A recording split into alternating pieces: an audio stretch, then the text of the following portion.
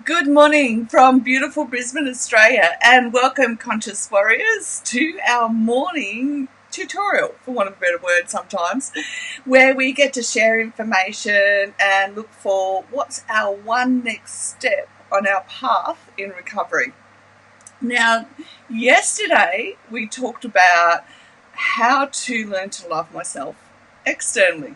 So, what we need to look at from the outside, and the e-book or the e-workbook has in it all the information you need to know about how it came to be that you ended up in a negative state. Because when we're born, our brain's wired to either be, a more positive person or neutral. So when we've not fallen into as in, we fell into it because it wasn't a conscious choice. It was circumstances that happened externally. So this morning we want to look at how to begin to love ourselves internally. Now, if you're here for the first time, welcome. It's great to have you with us. And we have this beautiful global family that turn up. So say g'day and let me know where you're from. And if you're one of our returning class members, it's good to be here with you this morning. And give me a shout out if there's any information you need in your current journey. And I will definitely put together a video for you as well, because this video and the one yesterday was requested by part of our global family as well. Okay, so when we want to begin to love ourselves, we need to be able to start with the external, because with complex trauma, it's the first place, it's a place that we will feel most comfortable with. So our whole system will feel more comfortable beginning to look at the outside and work towards the inside. And then when we're ready, we can begin to sit down and look at core values. All right, so what are our core values? And our core values are the fundamental beliefs that we have within us, okay? They are guiding principles which dictate our behaviour and can help us understand the differences between right and wrong.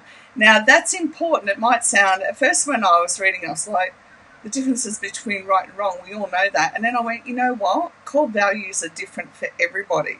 So what's right and wrong for me is not going to be right and wrong for somebody else. Although we like to think that when we're driving down the road that we all know how to drive right, and we all know how if we don't all drive the right way, we're going to have a crash. So that's something to ponder on. Our core values also help us to determine if we are on the right path to fulfilling our goals, as they create an unwavering guide. So we have the ability to say yes or no to any influences that come along to distract us from our goals. So it's important when we're working with our core values to have goals, because then we can identify what's happening for us internally. Does it make us feel good, as in, I'm not talking about does it make us feel good, oh, I feel good, like after we've just eaten a block of chocolate, let's face it, that feels good. I'm talking about the wholeness that feels good to us internally, and we know that we're focused on the right path for us because everything we're doing lines up with our core values. So some examples of core values people might have about life include the following. So a belief or lack thereof in God or an affiliation with a religious, spiritual institution, a belief in being a good steward of resources and in exercising frequently, a belief that family is of fundamental importance. Now, for some people, family is not fundamentally important. These days, a lot of people are consciously choosing not to have children and not to keep, expanding what family means. So it's a core value that is unique to each of us. I've got to slow down. A belief that honesty is always the best policy and that trust has to be earned. A belief in maintaining a healthy work-life balance. And these core values can help us recognise when we're not living by a core value. So I was, working day and night, all hours, and not having time out, and that's not a good thing. So if a core value of mine is that it's good to have a healthy work-life balance, then I'm going to go, right, I need to slow down, stop and reassess what I'm doing. So that's how our core values can guide us. Our core values and beliefs allow us to determine how we will and won't be treated. Okay? So think about all the relationships you've had and you've been mistreated.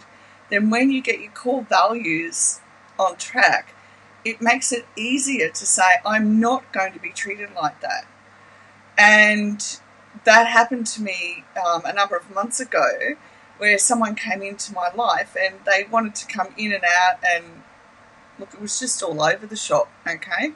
And in the end I said, no, you can't contact me anymore because I'm not up for somebody who's all over the shop, okay? My core value is that we are committed to consistency and compassion and understanding for each other. And when that's a core value and somebody wants to come in and out of our lives, they're not treating me that way, so it won't line up with who I am. And so I need to have the ability to say, no, I'm sorry, that's not for me. Okay? So this is how core values can be a real strength for us. They can show us, well, I'll just say that they can show us what we want in any of our relationships. So if our relationships aren't lining up with our core values, then we have to keep going where we're headed. All right, we've got one life. So we want to make it as healthy as possible. Other people are never happy when we move sideways or move into a different direction if they're not happy within themselves. And that's often, a good enough reason that we have to keep pursuing our core values. I won't do drama, okay? So anyone that goes on with drama or the need to talk about other people that has no substance, then I can't do that, all right? It's not part of my core value. It's not part of who I am. Again, it's not about being right or wrong. It's just that I have a priority in my life for my core values, all right? And our core values, when we stick to them, we go, it makes us feel good and happy and whole, all right? So it triggers all the good stuff inside of us.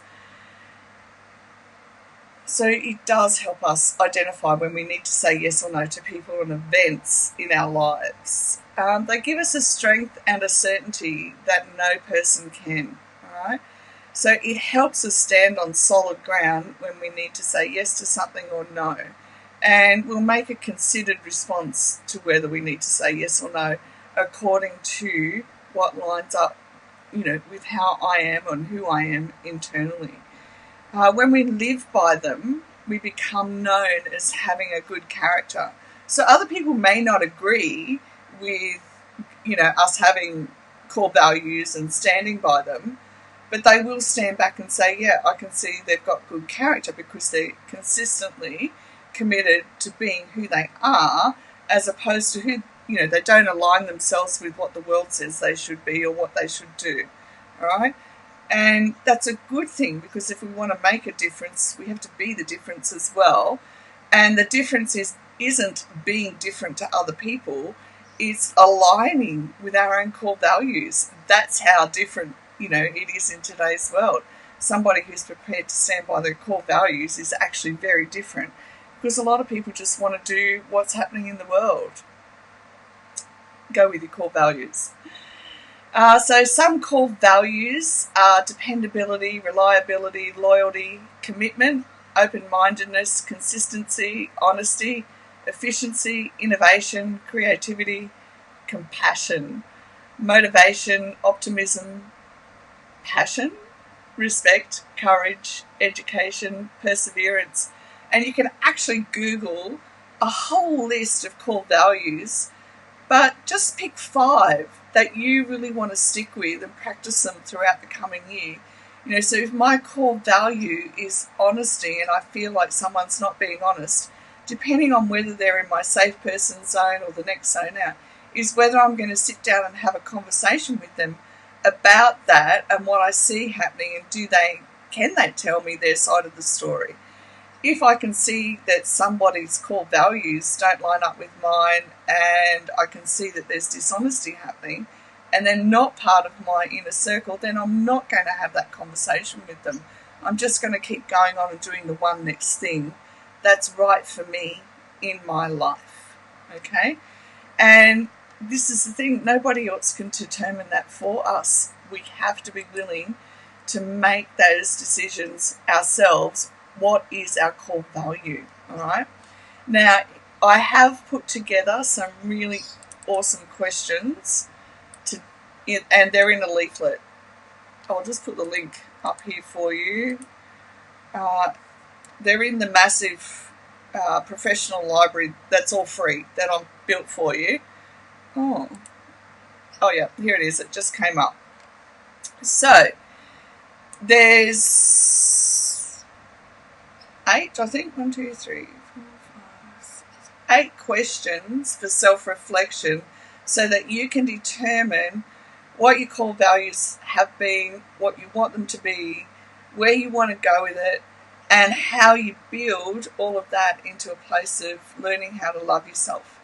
Now, another thing that's particular to the neurology of it all is there's a special part of our brain that scientists call the love bank, and that love bank actually connects the prefrontal cortex and the limbic system.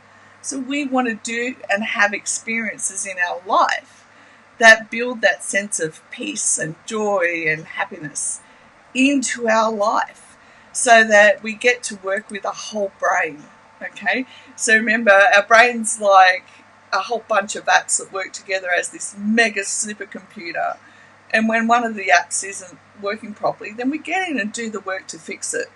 And that's what this is like. Learning to love ourselves and stick by our core values will help us keep focused on that path. Okay? All right. Thanks for joining in this morning. It's great to be with you. And I hope that you're learning to rest and relax and take it a bit easy too. It's Thursday down under, and I hope you have the most gorgeous day, or if you're overseas, have a wonderful evening, and I will see you in the morning. Bye for now.